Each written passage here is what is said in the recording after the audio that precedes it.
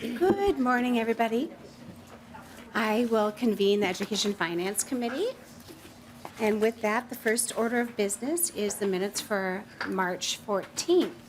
Representative Purcell, or Jordan, have you had a chance to look at the minutes? Yes, Madam Chair. I have reviewed the minutes from March 14th and I move their approval. Thank you. Representative Jordan moves the minutes for March 14th for approval. Any questions on the minutes? Seeing none, all those in favor of the minutes for March 14th say aye. Aye. All those opposed say no. The minutes for March 14th are adopted. With that, we are going to move right away to our first bill. We have a full audience. And Representative Edelson, welcome to your own committee. Would you like to move House File 3744 before the committee today? Yes, Madam Chair, I would. And I would also like to move the DE8. It will get the bill in the shape I would. I'd like to speak to it in its overall capacity. Thank you. Representative Edelson moves the DE8 before the committee, so the bill's in the shape she'd like to discuss it. All those in favor say aye. Aye. All those opposed say no. The DE8 is adopted. Representative Edelson, go ahead and present your bill. Thank you, Madam Chair and members. This House File 3744, as amended, is what we are calling, or what I'm calling this year, is READ Act 2.0. Last year, we had made an investment of $92 million in the READ Act, supporting an overall comprehensive approach to how our state does literacy. And this was going to address a systemic problem that we were seeing in our schools, where only about 50% of kids are reading at grade level. So what we invested in last year were adopting screeners, which I am happy to report those are out, professional development, which has been released through CARI and MDE, curriculum reviews, which are ongoing right now and will end, and I can speak to them a little bit more in just a few moments. We expanded the local literacy plan, which the first report will be this summer from districts to report the first rounds of what we are seeing in our schools. And so we have the pre, and then every year this committee will be getting a report. And that local literacy plan really will give us this larger picture of what's happening with literacy in our districts. Right now we use the MCAs oftentimes in districts to look at literacy, and it's a bad indicator of whether or not a student can read. Okay, so the bill before you creates the ability to have certified trainers and facilitators in a district. Districts like Mankato, districts like Anoka-Hennepin have trained facilitators already in their schools, and this allows them to train the teachers that they have in their own staff, in their own district. It adds a third screener in the middle of the year so that we can look at the beginning, middle, and end of the year. That is best practice. So say on Fast Bridge or Dibble, for all the students that are here, you guys know what I'm talking about, Fast Bridge Dibble, yeah? Okay, so it creates a report by Pelsby, who I believe is here today. So right now, Pelsby in higher education is reviewing all of the college reading programs, and it will require a report to this committee in 2025, 2026 on that. That report should be done by 2027. Just so that Pelsby can let you know how that is going. It currently allocates to districts funds that will be used for teacher stipends. And I just want to inform the committee, this is the largest, I have got a lot of feedback on READ Act to what's coming up. And I will say this is the largest issue every single one of your districts is facing. We need teacher stipends. People want to do this work, but teachers rightfully want to be paid when they are doing this training. I think that is something that our committee can agree to, and I hope that we can invest in it this year. It clarifies who will report the local literacy plan. It allows a district with their approved school board for 2024, 2025 to reduce the day of school, if approved in their school board and with their teachers in grades 1 through 5 by 1 day. It creates a special revenue fund that for unused READ Act funds starting June 30th of 2028. It extends the contract for 2 more years with CARI to 2027 of August. It creates a partnership with Carey and MDE to train volunteers and paraprofessionals that do Tier 2 interventions. This is important because a lot of districts throughout the state of Minnesota partner with nonprofit organizations, and we want to ensure that those nonprofit organizations that are going in to do Tier 2 interventions have the same training as our schools are receiving. Let's see here. It's a big bill, guys. The Department of, it also has a final curriculum review, which will happen in November of 2025. That will be the final curriculum review, as well as adding, right now, we do not have any intervention, approved interventions. There is a lot of science and review on interventions, so that will be helpful. It also allows a local literacy incentive aid to be used for a literacy specialist. It creates a partnership with PELSB and MDE. Oh, actually, you know what? We deleted that. And then it also creates a working group to ensure that steps are being made to ensure that the READ Act investment accommodations are looking for best practices for deaf, deafblind, and hard of hearing, and requires a report by January 2025. And last, we added that MDE and Carey will work with publishers, whether this is through a special contract, on culturally responsive materials. Right now in the state of Minnesota, all throughout the state, whether it is Lucy Calkins materials that are being used in our schools or other materials, they are not culturally sensitive. They're just not. We shouldn't be surprised, and I'm not surprised. I'm actually happy that we found this so that we can work to correct the problem. We should have materials that are reflective of our state's diversity, that are sensitive. And with that, Madam Chair, I will go to my testifiers. Thank you, Representative Edelson. With that, we'll call the first testifier, Bobby Burnham. Make your way down. Please state your name for the record and proceed. And Dr. Gibbons, you can also come up right afterwards on deck. Morning, Madam Chair, committee members. Bobby Burnham, Assistant Commissioner for the Office of Teaching and Learning. MDE would like to thank the bill authors for their continued work and commitment to ensuring children, families, and educators are supported as we implement the READ Act. Representative Edelson and Senator McQuay continually seek input from our stakeholders in order to make revisions that will support school leaders and educators to effectively make these transformational changes to policies and practices in order to ensure our children read on grade level beginning in kindergarten. We look forward to our continued work together to ensure the final bill represents the needed adjustments to enhance implementation at all levels. Thank you. Thank you, Assistant Commissioner. Next up, Director of Carey. Go ahead and state your name for the record. Morning, Madam Chair, members of the committee. My name is Dr. Kim Gibbons, and I'm the director of the Center for Applied Research and Educational Improvement at the University of Minnesota. We are currently part of the MDE Carey partnership team working on implementation of the READ Act, and we've also partnered the last 5 years on implementing the Minnesota MTSS framework. I want to start by thanking you for your large investment in literacy.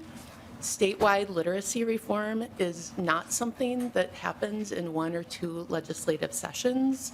I know through my own experience guiding school districts in Minnesota and throughout the country that it often takes 5 to 10 years, if not more, to impact change at a large scale. In fact, Mississippi first passed their law in 2013, and this effort has been sustained ever since. So it's hard work, and we need to fight complacency and disrupt the status quo. I'm extremely supportive of READ Act 2.0 that extends funding for an additional 2 years. I think the investment is needed to produce the change that we want to see. I think you've already heard about some of the partnership activities that we've done, including the assessments, the professional learning programs, and I know I testified previously about the list of 5 curriculum that are currently on the state list. I want to just go back to that and really reiterate and note that there's currently no such thing as a perfect curriculum. In all of the structured literacy domains, no curriculum was 100% aligned with what we wanted to see. The curricula that ended up on the state-approved list had at least 75% of what we wanted to see and minimal to no red flags or things that we don't want to see.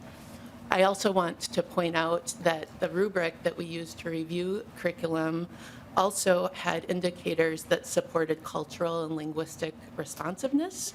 Those were woven throughout the domains, and there was a tab in the rubric where the reviewers filled out a table that was dedicated to providing information about diverse representation in resources across grades, by characters, authors, illustrators, to ensure that materials were reflective of those domains. In the area of cultural responsiveness, all curriculum reviewed had shortcomings, some more than others.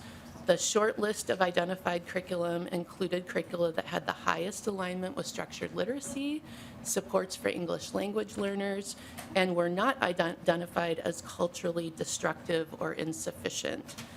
In fact, one of the curricula that's on the list, Open Up Resources, is an anti-racist curriculum that's published by a nonprofit organization. I just also want to mention that 3 other curricula that are used in Minnesota, Into Reading, Savvis, My View, and Wonders, were found by outside reviewers to be culturally destructive or culturally insufficient. All 3 of those curriculum were dominated by one-sided storytelling that provided a single historical narrative and used language that dehumanized Black, Indigenous, and characters of color while encouraging empathy and connection with white characters. I think that this review really offers some insight into how literacy curricula currently address the READ Act mandates and serve as a starting point for districts to enhance and tailor their curriculum to better meet the needs of diverse students.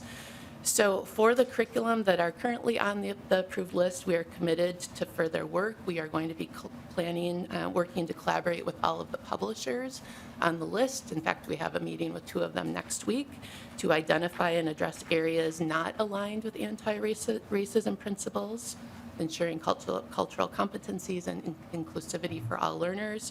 We also want to collaborate with community members, teachers, and local experts to contribute to identifying areas of concern to review to improve the review process. And we also are going to be releasing guidance documents soon, and coaching will be available to assist districts in implementing responsive practices. Finally, we are also going to continue our work by consulting with Goldie Muhammad, who is an expert in cultural responsiveness, to identify additional resources. So now we're in the reconsideration process for curriculum that are not on the list. That should be completed by April 29th. We're going to be pivoting really shortly to the instructional coaching framework, how we're going to support the regional literacy networks, how we're going to support districts that are using curriculum that are on the list and also not on the list, and ensuring that all teachers receive professional learning on evidence-based practices. Thank you so much, Director. Next up, we have, and you'll be able to stick around if there's any questions. Okay, great. Next up, we have Dr. Elena Bailey. Oh, sorry. We have, Christine Werkamp. I should really check these off as I go down. Good morning, Superintendent, please, is remotely, so Superintendent, please state your name for the record and proceed. Good morning, Madam Chair and committee members. My name is Dr. Christine Werkamp Herman, the Superintendent for Royalton Public Schools. I'm here to testify on behalf of Minnesota Association of School Administrators, Superintendents, and School Board members. I appreciate you allowing me this time to speak with you virtually today. I first want to say thank you for focusing on literacy with the passing of the READ Act. The investment in a statewide literacy system through the enactment of the READ Act is very positive for the children across the state of Minnesota, including small rural schools like Royalton. Royalton is a small rural district in central Minnesota. We have 1,000 students preschool through grade 12, and we are one of around the 90 or so districts across Minnesota that do not have operating referendums, which limits our discretionary funding. Fully funding the READ Act is imperative for districts like Royalton to be able to implement a literacy system with fidelity. As you consider additional funding for the READ Act, I would ask you to please consider flexibility in the use of the increased funding. Having worked in urban, suburban, and rural districts, I can tell you that none are the same, and the needs in one district do not necessarily match the needs of another. A one-size-fits-all approach will not allow districts with different needs to effectively implement the READ Act. For example, some districts may have elementary teachers already trained in the science of teaching reading, whereas a district like Royalton will embark on this work for the first time this fall. Royalton is actually going to be incorporating early release days for the first time throughout the year to allow teachers time to complete the science of teaching reading training. According to a meeting I attended with MDE and Carey, an effective literacy system includes the following must-haves: professional learning, curriculum aligned to the science of teaching reading, valid and reliable assessments to measure student progress, collaboration through PLCs, and instructional coaching to help the transfer of learning to practice.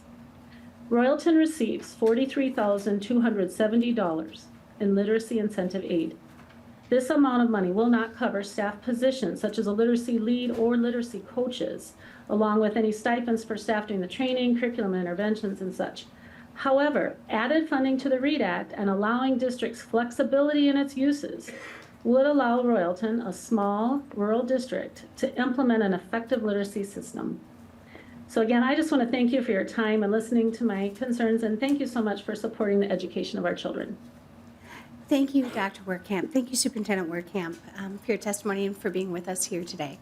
Next up, we have Dr. Elena Bailey from Pellsby. Please settle in and state your name for the record. And then on deck is Amy Wallstein and then Justin Killian.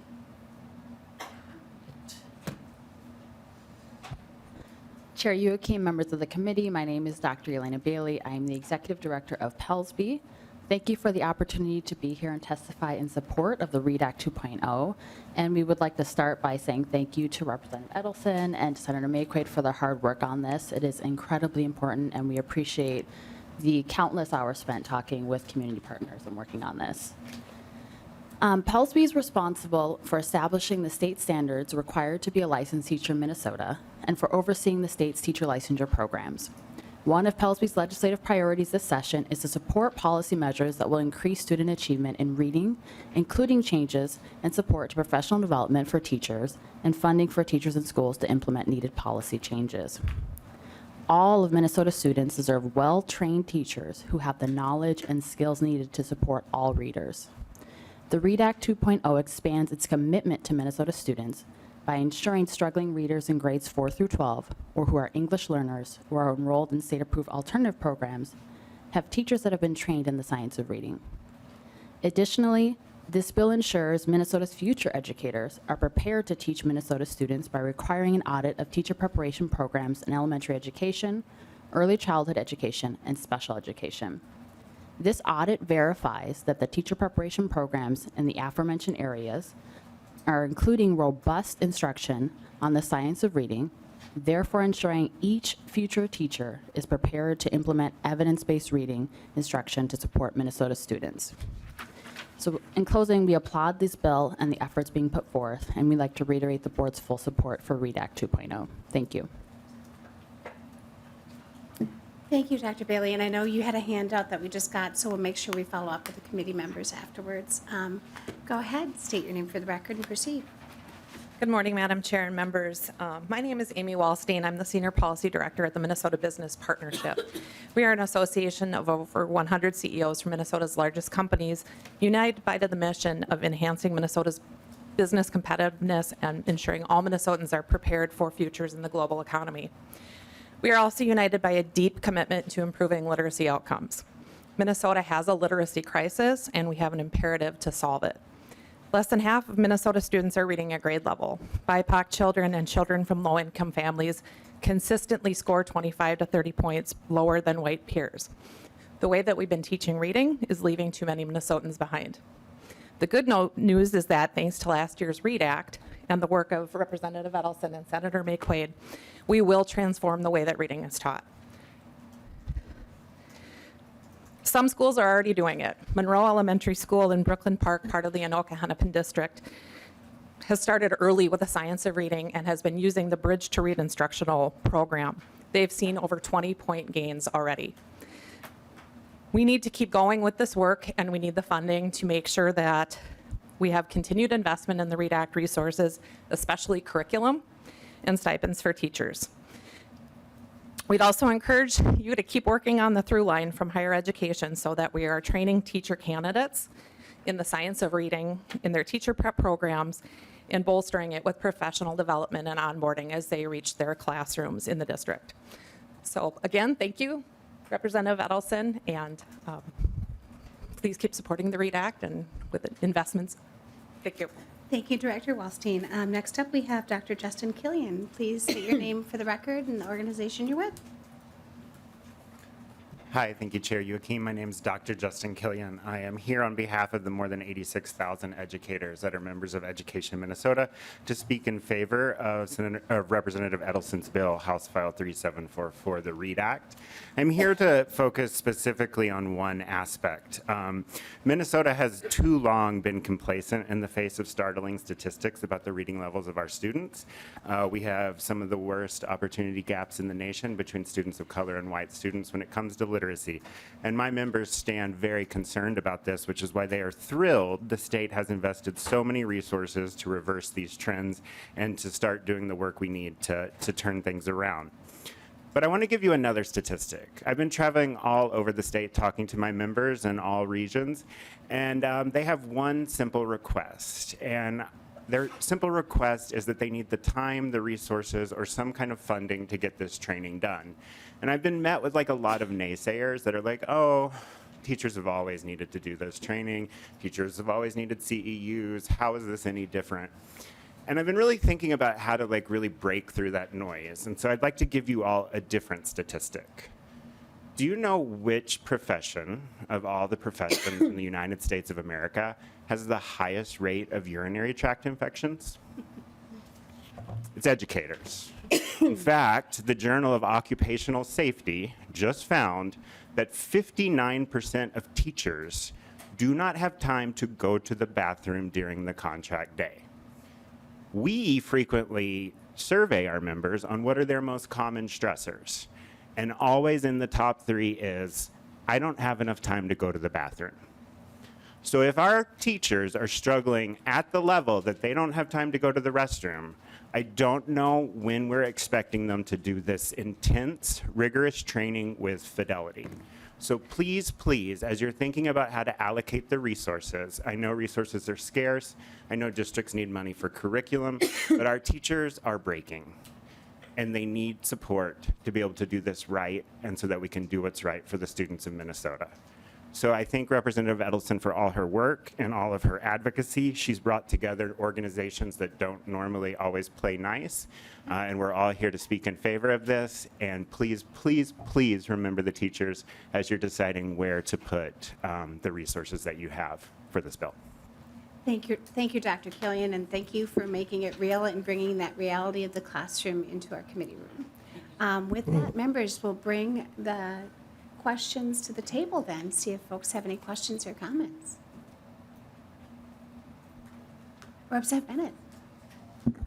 Thank you, Madam Chair, and thank you, Representative Ellison. We heard this in ed policy, and it's a good update. I appreciate it very much.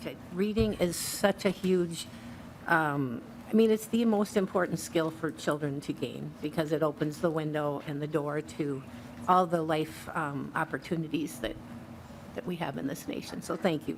I do have, excuse me for that, kind of a question or comment. Well, one quick question is what the funding for CARRY, can you remind us what that will specifically be used for? Representative Edelson. Thank you, Madam Chair. And Representative Bennett, thank you for your support of literacy. You've always been definitely a person that is behind the scenes, making sure we're doing that work. So the CARRY contract right now, when we look at the end of what needs to be done, we're looking at curriculum reviews that will wrap up in November of 2025. And really, CARRY needs to be able to shift and do the coaching. I mean, this work is going to go until 2027. And so our districts, whether it was Royalton or districts all throughout the state, are going to need help and support as we do this work. And so a lot of it will be coaching. Some of it will be potentially the partnership of looking at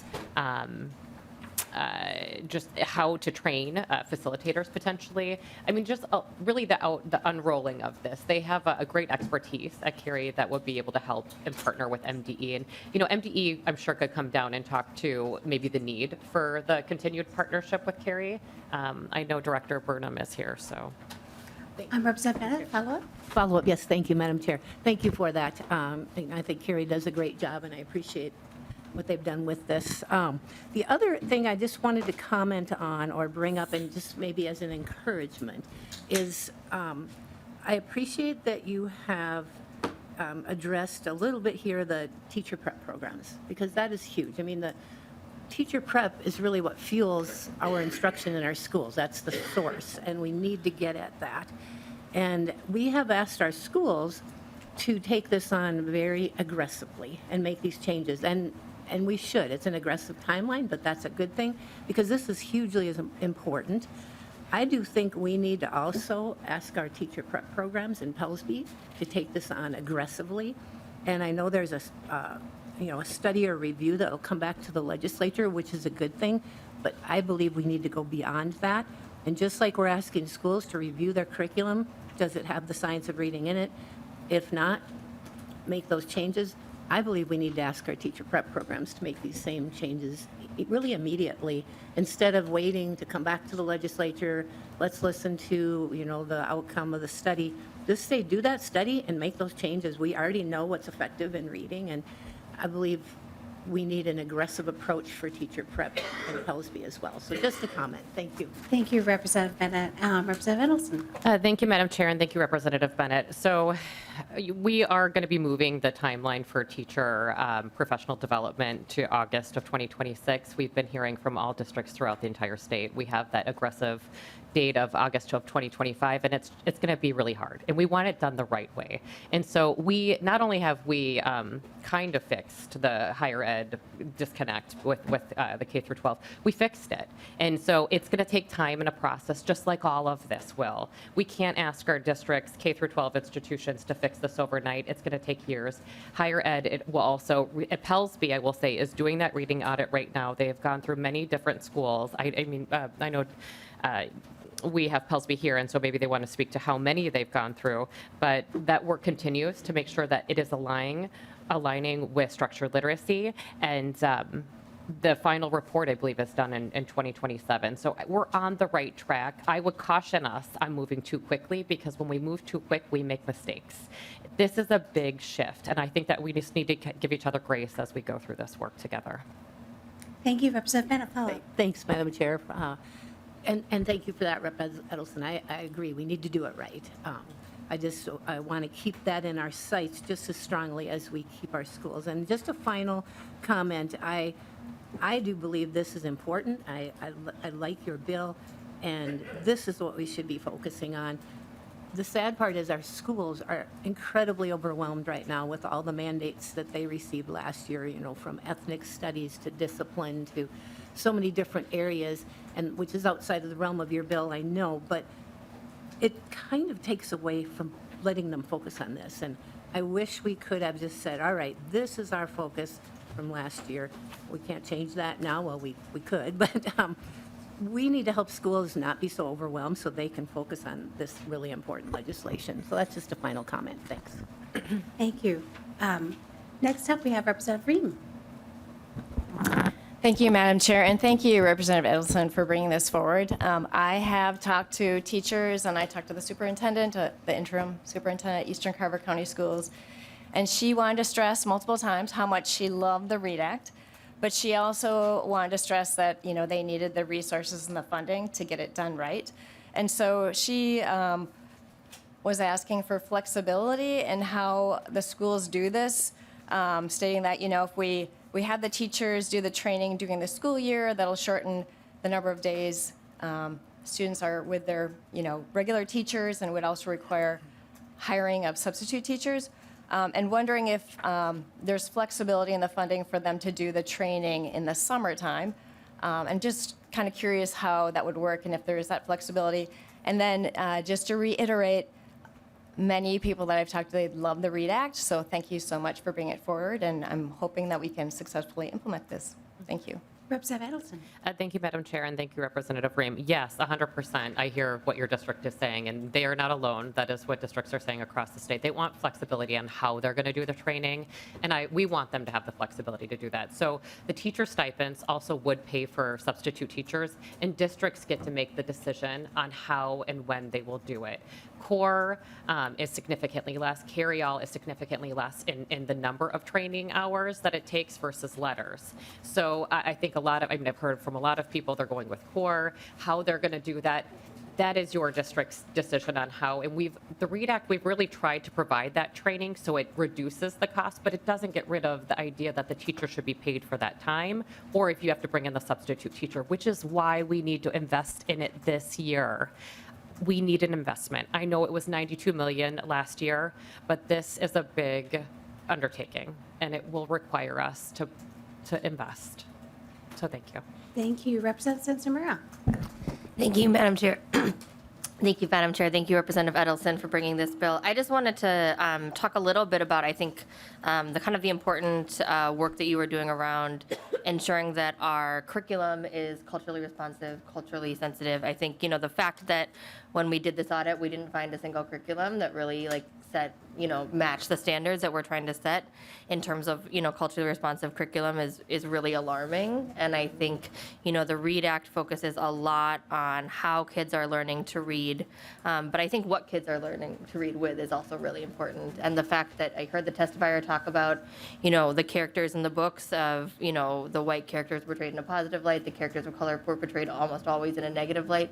That's incredibly concerning, and when we talk about things like ethnic studies being this extra or additional thing and wanting to kind of get back to focus on core curriculum, the reason we passed the bill for ethnic studies is that there's so many gaps and holes in our core curriculum. And so I would love for a day where ethnic studies is woven into everything that we teach our kids, and there's no need for standalone curriculum for that. And I think the work that you're doing with the READ Act is helping us get closer. So thank you for that.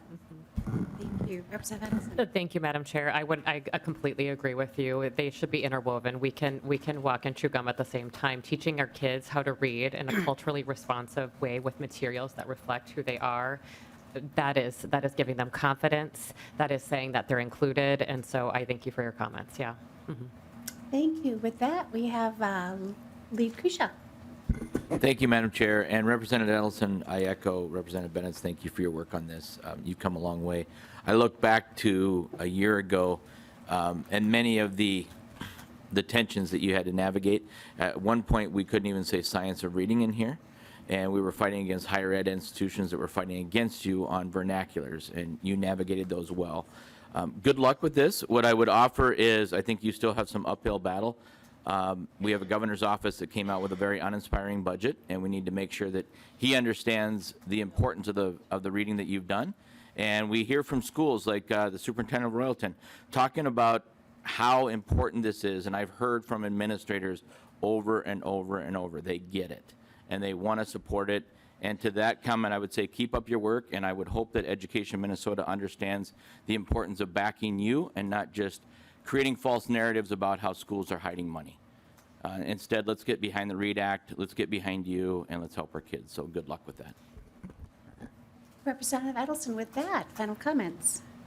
Thank you. And thank you to the committee for all of their comments. I will just say that this is one of those pieces of legislation that everybody is behind because we want to do right by our schools, we want to do right by our teachers, and we want our kids to feel successful. I'll just remind the committee again, I've talked about it in the past, but I didn't learn to read until I was in 7th grade. And it took me years to talk about it. I had what we know is dyslexia. A lot of people, we don't know what that is. And the screeners that we give, they can take 5 minutes and they can change a child's life forever. And so having interventions here in the state of Minnesota so that we're not just tailoring to who can afford those private interventions, we're making sure all of our kids in public schools get the interventions they need. It will reduce barriers. It will increase opportunities. And I thank you for your support. Thank you, Representative Edelson. With that, Representative Edelson renews her motion that House File 3744 as amended be laid over for possible inclusion in an education finance bill. Next up, we have Representative Sencer-Mura in House File 4912. Representative Sencer-Mura, welcome to your committee. Go ahead, and would you like to move House File 4912 over to be laid over for possible inclusion in an education finance bill? Yes. That is Representative Sencer-Mura's motion, and we have House File 4912 before us today. Thank you, Madam Chair, members of the committee. I'm here to kind of continue a conversation that we started a few weeks ago about an incredibly alarming problem in our schools right now, which is chronic absenteeism. And so we have seen, particularly since the pandemic, that chronic absenteeism is on the rise across the state. You know, we passed a lot of really good initiatives for schools last year, free school meals, the READ Act, but none of that matters if students are not in our school building. And so being there, being present, being ready to learn is really the foundation to students getting education. And we know that districts across the state are really struggling with how do they get kids back into the classroom. And, you know, what I have heard from my district, and you hear from testifiers today, is, you know, most districts have some kind of automatic system set up to notify families, kind of a robocall. I know that when in high school, my family would get those very often, the robocall home. But figuring out why students are missing school is much more complex. And so you'll hear today from testifiers who do that work of reaching out, connecting with families, figuring out what the barriers are. We know the barrier for a kindergarten getting to school is different than the barrier maybe for a senior who's missing school. And so these staff members are really essential within our districts for working with families to get students back into the classroom. We know that this year we have, you know, some limited funding available, but I think that investing in making sure our students are in the school building is one of the best things that we can do with the funding. So this is one-time school aid to improve student attendance. It appropriates $20 million for school districts across Minnesota. I think you have a packet that you can look up to see how much your school district would get. It is $20 per enrollee for charter schools and districts, and $2 per enrollee transferred to a cooperative. And with that, I will bring up some testifiers I have today to talk more about what these programs actually look like on the ground in districts and why they are so important. Thank you. Thank you, Representative Sencer-Mura. I think we'll go to Mr. Strom to explain the packet you just mentioned. Mr. Strom. Madam Chair, members, in your packets, a district-by-district printout. This funding stream is based on the fall enrollment from 2023, so that number is now a known number. You can see there's 869,967 enrollees. The school districts in the center column are receiving $20 per enrollee, so you can see the amounts there, as Representative Sencer-Mura mentioned. And then in the last column, for those districts that are members of cooperatives, which most districts are, the cooperative amount is $2 times the enrollees of the member district. So for example, with the Aiken School District, the first district listed, you can see they're a member of Cooperative 6050, and their enrollment times the $2 yields $1,990, and that amount would then be transferred to the cooperative for its attendance programs. Thank you, Mr. Strom. With that, Representative Sencer-Mura will call up your first testifier. We have Paulina Jacobson.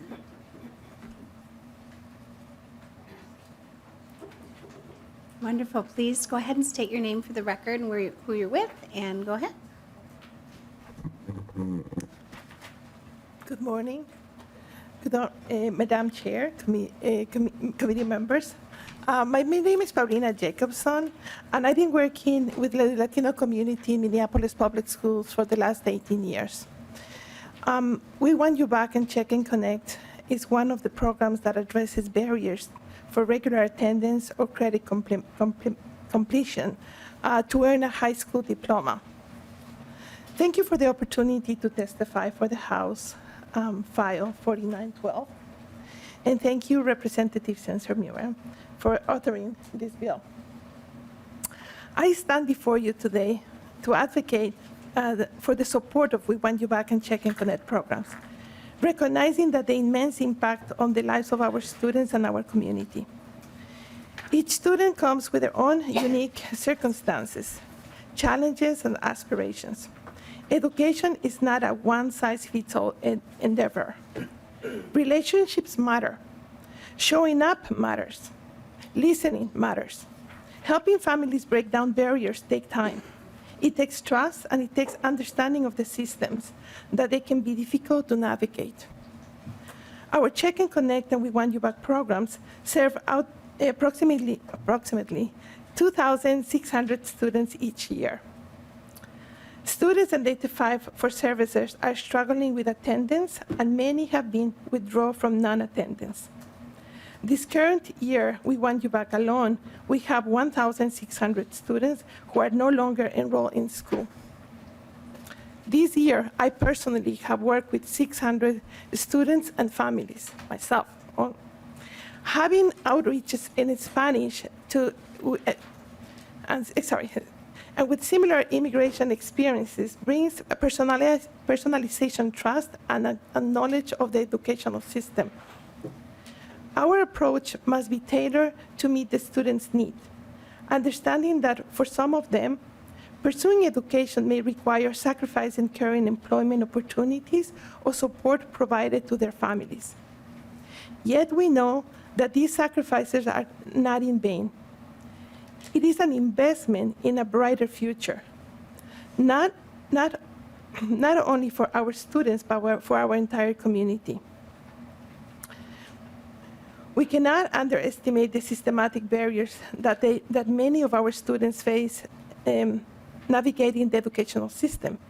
These barriers can be disengaging and hopelessness. This is where programs like We Want You Back and Check and Connect step in. Investing today in this holistic support, we are providing outreach and ongoing support need to keep students engaged and motivated. The impact beyond the students, creating a ripple effect of positive change in the future of our youth, our communities, and our nation as a whole. Thank you for your time and consideration. Thank you so much for your testimony. Next up, we have Andy Pica? Pica, sorry about that. Once you get settled, please state your name for record. Sorry for the mispronunciation, and go ahead. Everybody does it. I have a lot of vowels too. I get you. Go ahead, state your name for the record and proceed. My name is Andy Pica. Don't let the baby face fool you. I'm 24 years old. I graduated in 2019. Only 2 years late, through the We Want You Back program. I've never spoken in front of a committee before, let alone about something this important.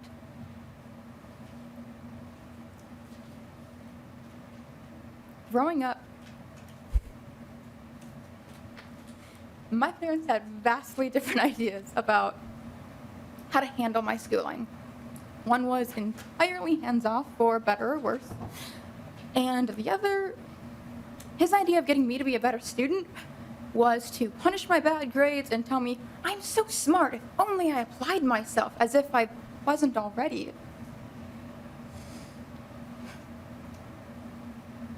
Now, bear with me. This is going to sound a little bit silly, but I'm a poet. I speak in metaphors and stanzas, and I use the silly things to make the serious easier to talk about and easier to hear. My home was not a Jell-O cup. I was not a diamond. I was bread. Diamonds form under pressure, but I am not a diamond. If you pressure me, I cry. Diamonds form under pressure, but dough rises when you let it rest. MPS and We Want You Back let me rest. They let me go at my own pace, and I graduated only 2 years late from all of my friends and my peers. MPS, We Want You Back, my grandmother, they were my Jell-O cup. Have you ever heard that raising teenagers is like nailing Jell-O to a tree? If you leave the Jell-O in the cup, if it has support, you can nail it to the tree. We Want You Back is the Jell-O cup with support, not just for kids, but for adults. I was 18, 19. to anybody who still needs their high school diploma. If I am to leave you with anything today, it is not diamonds and Jello cup and bread. It is this. When you give money to education, to projects and communities like We Want You Back, you are not just planting the seed, you are not just giving it water or sunlight or fertilizer. You're giving it the soil it needs. I implore you, provide us with the soil that we need. Provide us with not only to survive, but to thrive. Thank you for your time. Thank you so much, Andy Pica, for your words and your creativity, and congratulations. With that, we have Summer Allen. Please come down, state your name for the record, and proceed.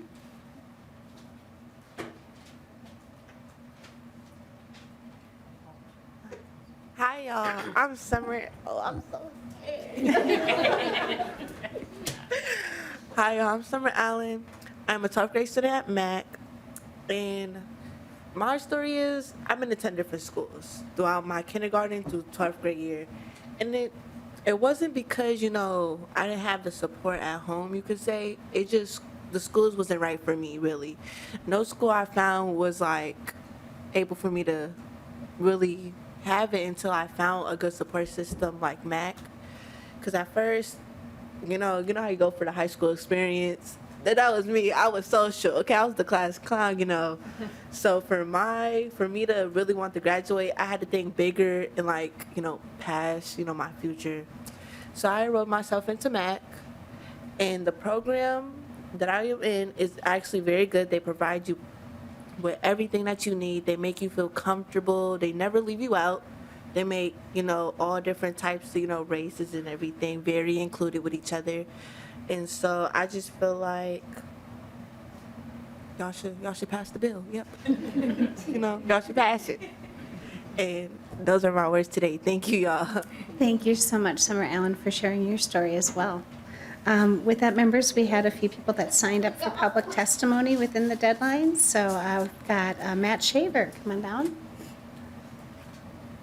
And go ahead and state your name for the record and proceed. And then you have tough acts to follow. So. Man, I didn't know I was supposed to write a poem. That was really great. Thank you so much. Chair Youakim, members of the committee, good morning. My name is Matt Shaver. I'm the policy director at Ed Allies. We advocate for policies that support students. I want to thank you, Chair, for giving precious committee time to this very important issue and for the opportunity to testify in support of House File 4912. Thank you, Representative Sencer-Mura, for leading on this issue. By this point, I hope everybody's heard the numbers, but I'm going to say them again in the hopes that they stick. In the most recent year, we have public data. 30% of Minnesota students were chronically absent from our schools. That 30% is equivalent to 236,101 students who missed at least 10% of their school year. Students who were chronically absent missed at least 3.8 million days of school and at least 19 million hours of instruction in one school year. The numbers are staggering. Resources to reconnect kids to school, provide support to families, and to rebuild habits of attendance are critical. House File 4912 is a serious and needed proposal to thoughtfully use one-time funds to address an urgent foundational challenge. In our effort to support the design of student-based funding structures, we do have feedback on the mechanism by which the resources in the bill are distributed. As proposed, the bill provides $20 per pupil in school districts to improve student attendance. Our suggestion is to distribute resources based on the number of chronically absent students, because while chronic absenteeism is a statewide issue, districts are grappling with this challenge at different scales. For example, Moorhead Public Schools and Burnsville, Egan Savage are similar sized districts, and under the current proposal would both receive about $150,000. However, Moorhead's chronic absenteeism rate is 25%, while Burnsville is 51%. Another example is Owatonna and Austin, two similar sized school districts, both slated to get $100,000, but Owatonna's chronic absenteeism rate is 12%, while Austin's is 38%.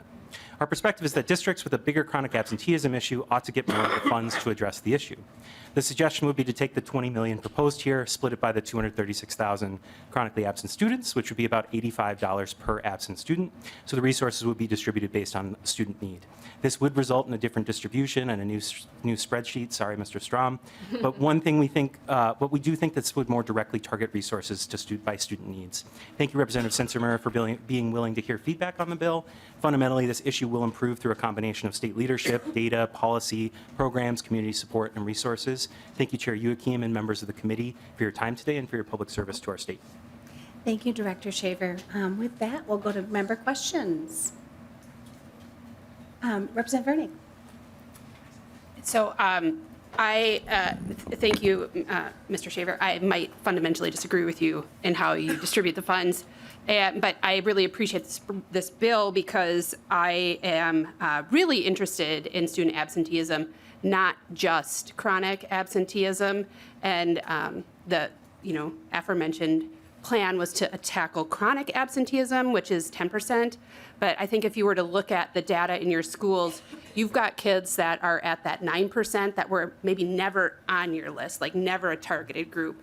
I have seen the data in my own school district, District 196, and it is staggering.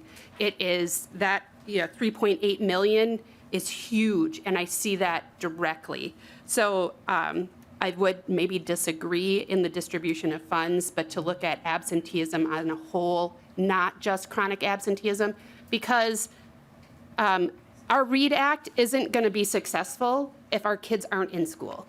And these are intrinsically tied to one another, and we need to address both issues because you can't read if you're not with your teacher.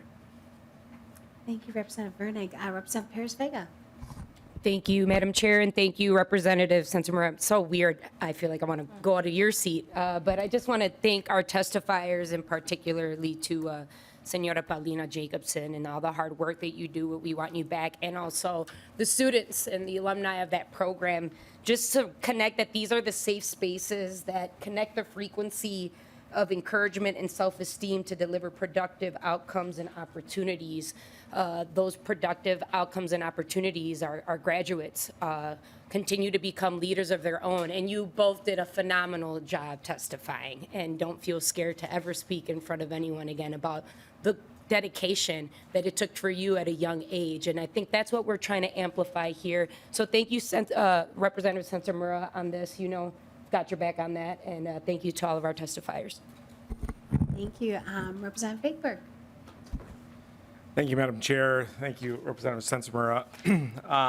I think this highlights providing funding and flexibility to our school districts to be able to address this issue at the local level. And I would echo what Representative Vernick talked about.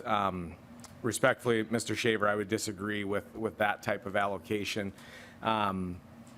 Districts across Minnesota are addressing chronic absenteeism, truancy in ways that work at their local level. So providing some consistent or providing some one-time money that they can tackle this at the local level ties right into the funding and flexibility that districts have been asking for over the last couple years. And I can think about multiple ways through a principal lens that this funding would help kids.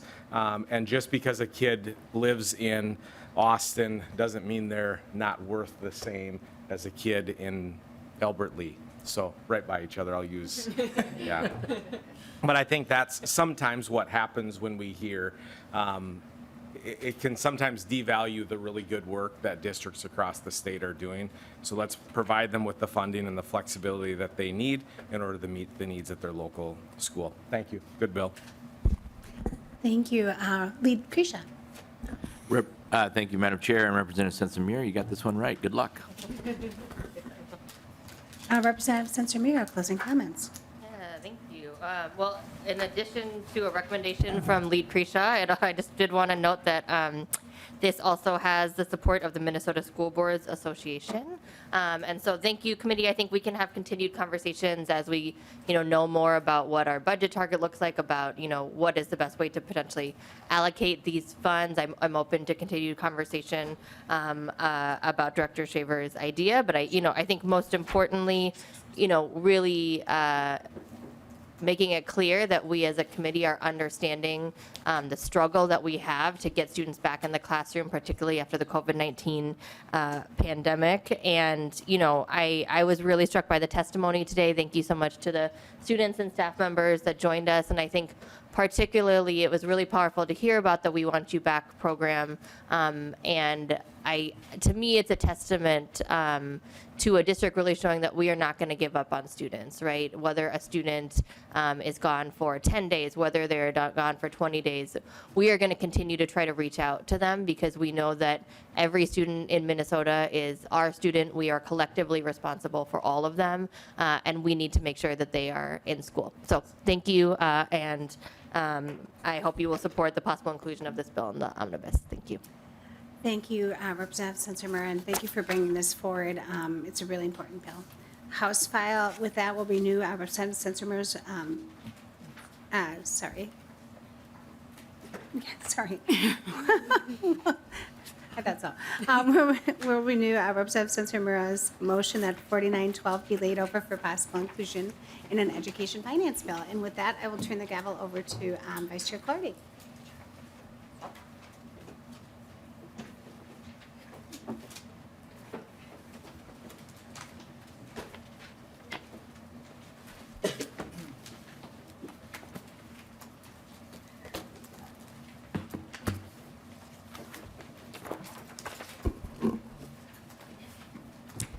So our next agenda item is House File 4827. And Chair Youakim, would you like to move House File 4827 before the committee with the intention to re-refer it to the Committee on Ways and Means?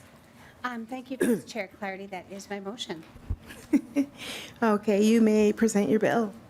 Thank you, Vice Chair Clardy. House File 4827 is a vehicle bill. You guys probably recognize this. This bill makes technical corrections that don't have a ton of impact. We're sending this to Ways and Means just in case we need to have a different vehicle for an education finance bill.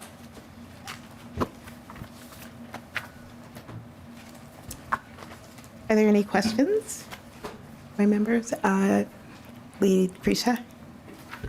Thank you, Madam Chair. And since this is a vehicle bill, we have no idea what could possibly be in it, so I'm fundamentally opposed to whatever could possibly be in it, unless it's a good idea. Any further questions or comments? Okay.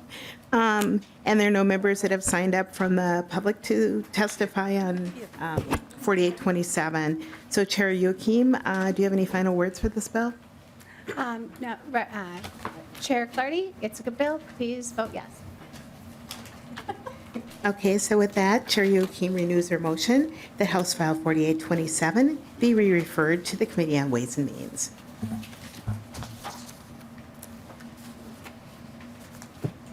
All in favor, say aye. Aye. All opposed? Okay, so the motion prevails. House File 4827 is re-referred to Ways and Means Committee. So our next agenda item is House File 4828. Chair Youakim, would you like to move House File 4828 before the committee with the intention for the bills to be re-referred to taxes? Oh, this one goes to taxes? Okay, I should have read it closer. Thank you, yes. Representative Clardy, that is my motion. You know, just in case we get money for equalization, you never know.